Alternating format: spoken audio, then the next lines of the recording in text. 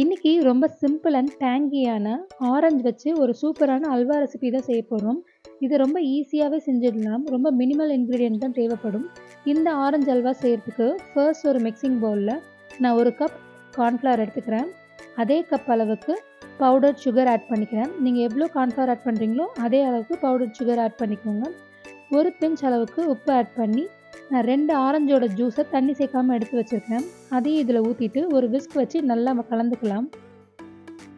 நல்லா கட்டி எதுவும் இல்லாமல் கலந்துக்கலாம்.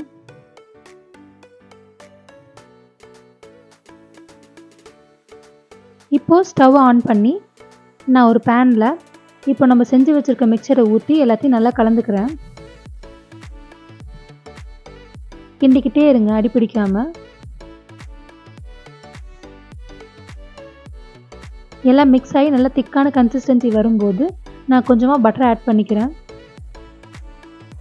உங்களுக்கு தேவைப்பட்டால் இன்னும் கொஞ்சம் பட்டர் ஆட் பண்ணிக்கோங்க, இல்லை நெய் கூட ஆட் பண்ணிக்கோங்க.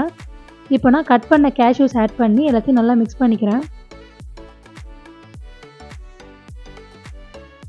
அல்வா கன்சிஸ்டன்சி வந்ததுக்கப்புறம் நான் ஒரு பாக்ஸில் ட்ரான்ஸ்ஃபர் பண்ணிக்கிறேன். எல்லாத்தையும் ஈவன் பண்ணி செட் பண்ணிவிடுங்க. கொஞ்சம் நேரம் செட் ஆனதுக்கப்புறம் எடுத்து அதை பீசஸாக கட் பண்ணிக்கோங்க.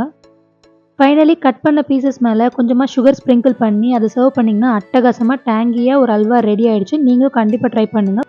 பிடிச்சா லைக் அண்ட் கமெண்ட் பண்ணுங்கள். ஃப்ரெண்ட்ஸ் அண்ட் ஃபேமிலிக்கு ஷேர் பண்ணுங்கள். மறக்காமல் நம்ம சேனலை சப்ஸ்கிரைப் பண்ணிக்கோங்க.